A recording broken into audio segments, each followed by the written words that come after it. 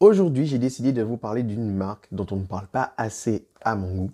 Une marque française qui propose des parfums de grande qualité, mais avec beaucoup de classicisme et de finesse, et aussi d'élégance. On va parler de Nicolaï, parfumeur, créateur.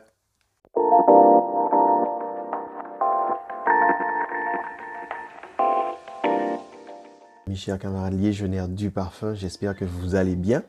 C'est Val. Donc, je suis content déjà de vous retrouver d'une part. Et puis d'autre part, je tiens à vous remercier. Vous allez vous dire, mais il le fait tout le temps. Ben oui, je vous en remercie pour votre fidélité et je dis la bienvenue à tous ceux qui viennent d'arriver. Nous sommes plus de 350 personnes, plus de 350 abonnés et ça fait chaud au cœur. Merci à vous. N'hésitez pas à appuyer sur la petite cloche, comme ça vous aurez tout le temps les notifications et likez, comme ça l'algorithme de YouTube va proposer mes vidéos à beaucoup plus de gens. Mais n'hésitez pas à partager entre vous. Alors, j'ai un coffret. Voilà, un petit coffret d'échantillons, un petit coffret de découverte.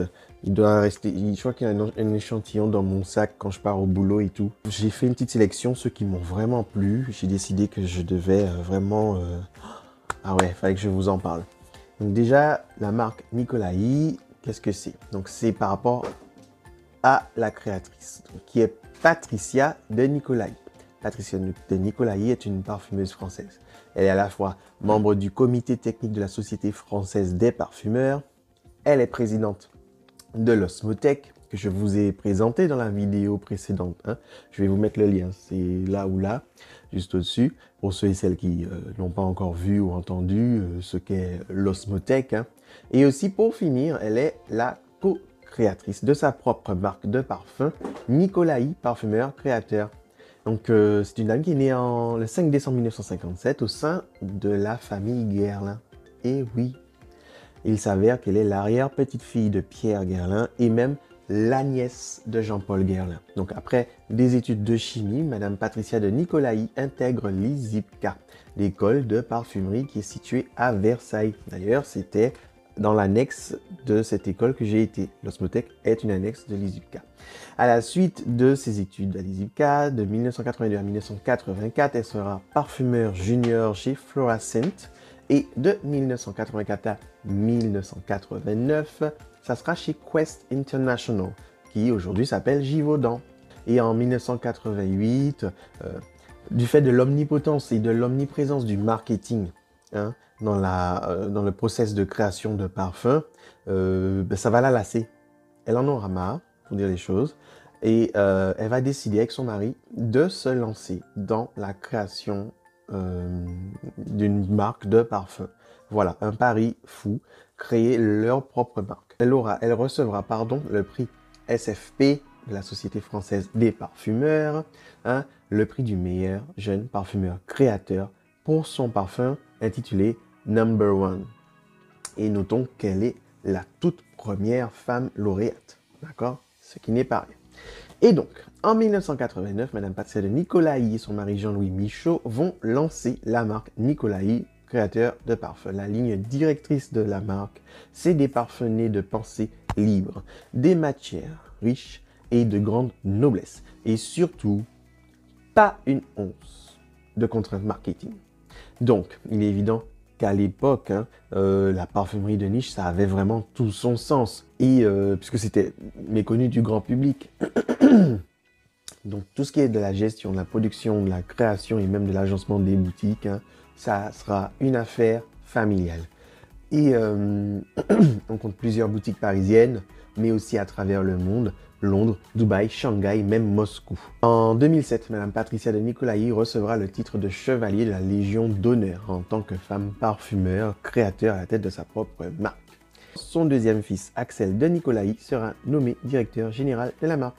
Et j'ai oublié de mettre ma casquette. Donc je la mets. Voilà. Sinon, ça va pas. Il me manque quelque chose. Le premier parfum dont je vais vous parler s'appelle l'eau mix. Donc c'est une eau de toilette, comme vous pouvez l'imaginer. Vous aurez en note de tête de la menthe, du thym, du citron, de la bergamote, de l'orange. En note de cœur, vous aurez des baies de genièvre, des baies roses, de la noix de muscade, du cassis, du pamplemousse et de la rose. En note de fond, vous aurez du vétiver, du musc et de la mousse de chêne.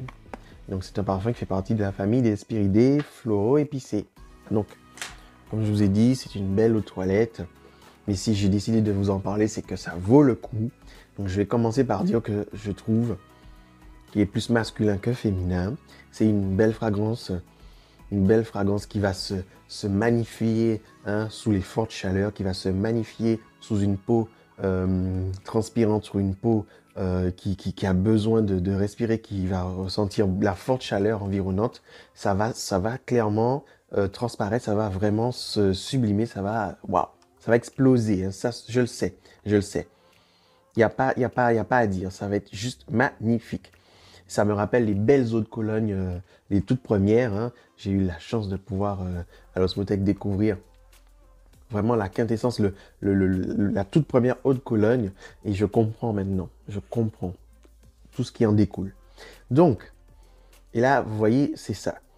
C'est une autre version, c'est une autre interprétation, mais on retrouve l'essence même de tout ça. Et c'est magnifique. Oh, ça vient nous percuter de plein fouet.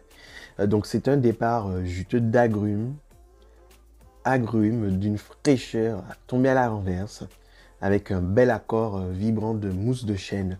Pour rappel, comme je vous ai dit, il y a de l'orange, il y a de la bergamote, du citron. Vous avez vraiment tout ça qui se retrouve. On va avoir donc un parfum texturé, avec des épices, des aromates, avec la baie de Genièvre, travaillé de façon à ne garder que le côté glacial. Parce que vous savez, quand on met souvent de la baie de Genièvre dans le parfum, c'est un peu pour donner un petit côté, vous savez, le côté glacé du gin tonic. Ça va rappeler un petit peu ça. On va avoir aussi la menthe fraîche, légèrement givrée, pour rehausser un peu plus le côté fraîcheur du parfum. Les baies roses elles vont être douces, subtiles, le tout enrobé avec de la délicatesse, avec de la noix de muscade. Et c'est cet ensemble qui délivre un petit côté mi-chaud, mi-froid, qui est vraiment plaisant. C'est magnifique. Je vous recommande, surtout messieurs, pour cet été, je pense que vous allez kiffer. Et durant l'évolution de ce parfum, le pamplemousse va se faire plus dense et il va résonner de tous les côtés. Ça va ouvrir le chemin pour les notes de musc propre, de vétiver, doux et boisé. La tenue, pour moi, est vraiment dans la belle moyenne. Les premières heures, en tout cas, la rémanence, elle est bien présente et on va se faire remarquer. Ne vous inquiétez pas là-dessus. Et ça reste une eau de toilette, donc vraiment de la fraîcheur, de la fraîcheur, de la fraîcheur. On va passer au deuxième parfum, Cap Neroli. Et là, donc c'est comme son nom l'indique, ça va être un Hespéridé floral. Alors, Cap Neroli, vous aurez en note de tête du petit grain bigarade, de l'orange, de la mandarine, du romarin, de la menthe. En note de cœur, vous aurez du néroli, de l'ilang-ilang, du jasmin, de l'absolu de fleur d'oranger. En note de fond, vous aurez de la mousse de chêne, ainsi que du musc. Donc on est dans la toute puissance de la fleur d'oranger. Je vous préviens, c'est une fleur d'oranger à l'extrême. Donc on a un parfum floral blanc, boisé à la fois, pour faire court.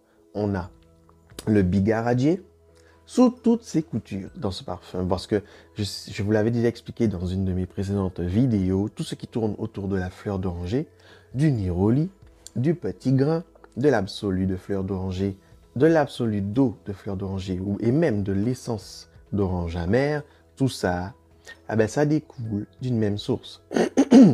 Le bigaradier. C'est un arbre communément appelé oranger amer, oranger séville. C'est un arbuste qui produit ces fruits que l'on appelle l'orange amère. D'accord? Donc, ce parfum, il utilise pas moins de 3 de ces dérivés que je viens de vous citer. Donc, si vous avez de l'affection pour la fleur d'oranger, vous allez être comblé.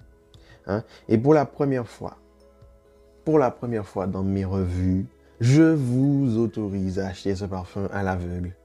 Oui, si vous aimez, si vous êtes obsédé par la fleur d'oranger, je vous le conseille à 1000%. Vous pouvez y aller sans crainte. Voilà, ça sent le beau néroli propre. Il est magnifique. Il est sans bavure. Voilà, c'est straight to the point. Il est sincère. Il est honnête, ce parfum. Il vous donne ce qu'il vous vend. Je veux dire, voilà. C'est vraiment un diamant brut, une bombe une bombe nucléaire. Le truc, c'est vraiment de la fleur d'oranger explosive. Toutes les autres notes servent à magnifier, à sublimer la fleur d'oranger dans ce parfum. Je reconnais le côté brutal hein, du jasmin dedans. Hein, son côté sauvage du jasmin. Et il est là. Hein. Et malgré tout, il n'arrive pas à voler la vedette à la fleur d'oranger.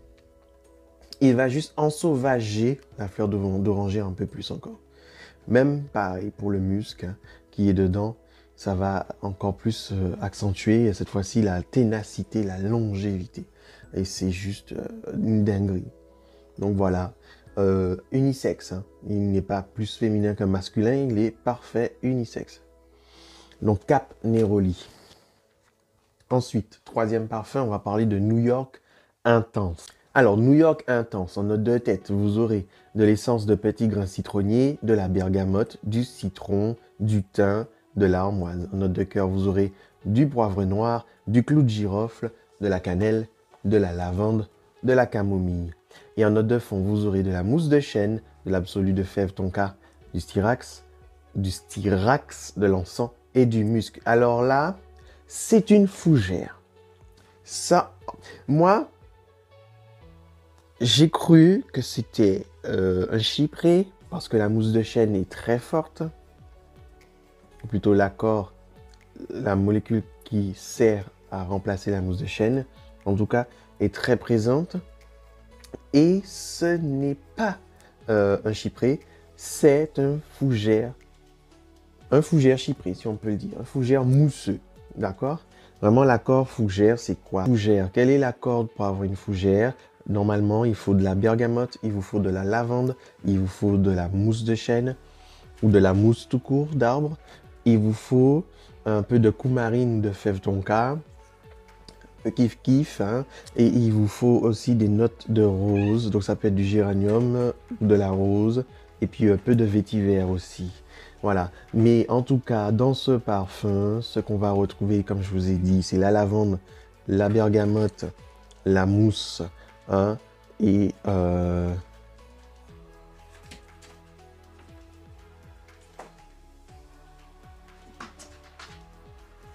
l'absolu de fève tonka. Voilà, ça envoie, c'est du lourd, c'est bestial, c'est puissant. Là, c'est vraiment une fougère mousseuse pour bonhomme. C'est un parfum pour les hommes, d'accord? Une fougère pour les messieurs à la senteur de mousse très appuyée. On pourrait le confondre avec un chypre, comme je vous l'ai dit déjà. Le départ, c'est vraiment la splendeur d'une lavande verte, criarde, hein, brouillant les pistes de tous les côtés. On va retrouver derrière des notes fraîches d'agrumes, des agrumes écorchés à vif, hein, associés au poivre, au girofle. Le parfum, il va gagner en provocation. Il veut se faire entendre. C'est un parfum qui envoie, quoi. Il envoie. C'est un parfum qui a aussi de l'histoire et qui essaye de retrouver les grands classiques de la parfumerie qui ont cette note très particulière de mousse de chêne. Il y a quelque chose hein, qu'il faut que vous notiez, c'est que j'ai remarqué hein, que Madame Patricia de Nicolaï affectionne la mousse de chêne tout autant que moi. Et c'est pour ça que j'ai kiffé. J'adore la note de mousse de chêne et ce qui le remplace. C'est très bien fait. J'aime beaucoup. C'est magnifique. Franchement. Tu vas abîmer ma plante. Et c'est beau. Franchement, c'est beau. C'est bien fait. C'est un peu rétro, pas qu'un peu même. C'est très rétro sur ma peau. Le côté rétro est ressorti beaucoup. Et du coup, je peux pas le porter parce que j'aime pas les parfums qui font rétro. J'ai du mal quand ça fait... Enfin, pas années 90, là, ça va, mais ça fait un peu old school. Ça fait un peu grand-père. Et c'est dommage. Sur ma peau, ça fait ça. Mais je peux pas nier que sur mouillette, c'est juste sublime. C'est sublime, c'est magnifique. Donc, je vous invite à tester.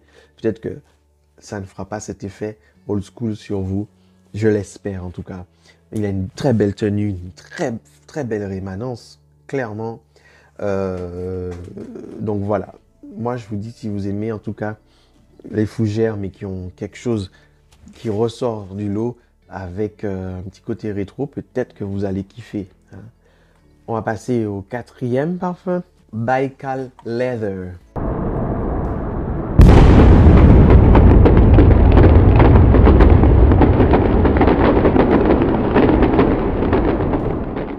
Alors, Baikal Leather, c'est un parfum de la famille des boisés, d'accord? Avec des facettes cuirées, cuirées et légèrement florales, d'accord? Donc, en note de tête, vous aurez de l'essence de yuzu, de l'essence de poivre noir, du safran. En note de cœur, vous aurez de l'accord de cuir, de la violette, de la rose et du beurre d'iris. En note de fond, vous aurez de l'essence de bois de gaillac, du bois de santal, du pin fumé, du vétiver, l'absolu de fève tonka, ainsi que du musc.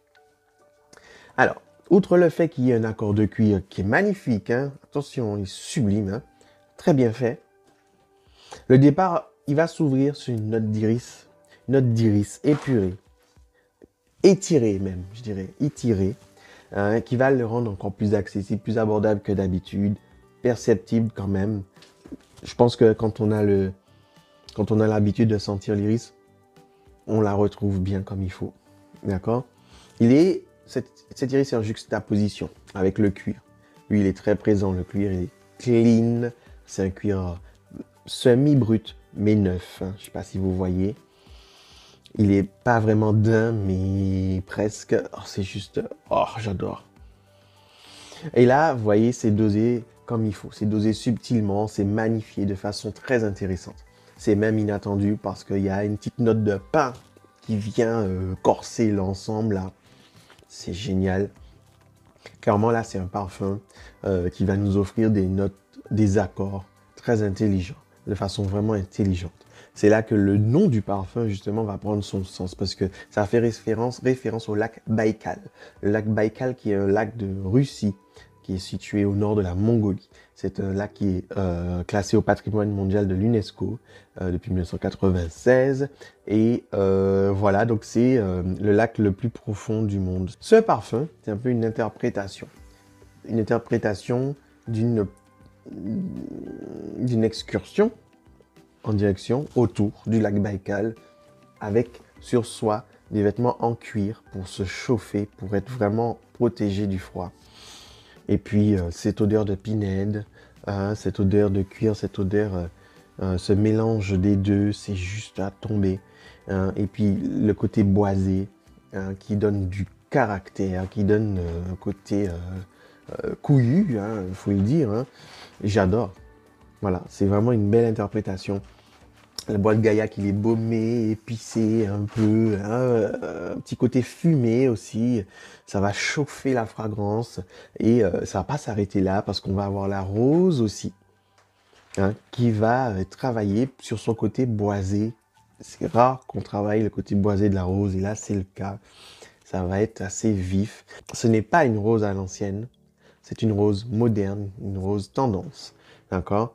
Et franchement, c'est un parfum frais, unisexe et boisé. Je pense que ça plaira vraiment aux deux sexes.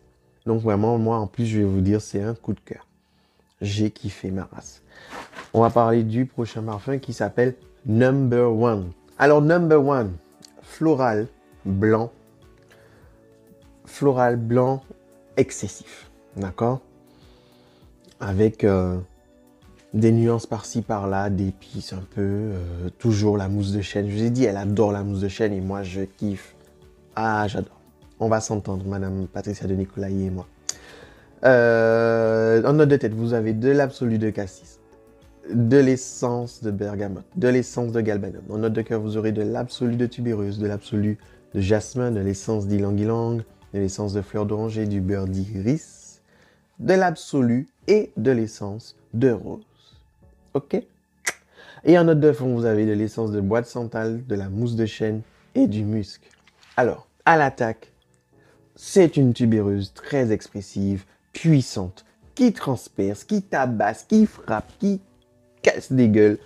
Là, on est dans une tubéreuse assumée. Donc, ceux qui n'aimaient pas la tubéreuse, je vous conseille de passer à la fragrance suivante. Parce que là, c'est de la tubéreuse. En veux-tu, en voilà.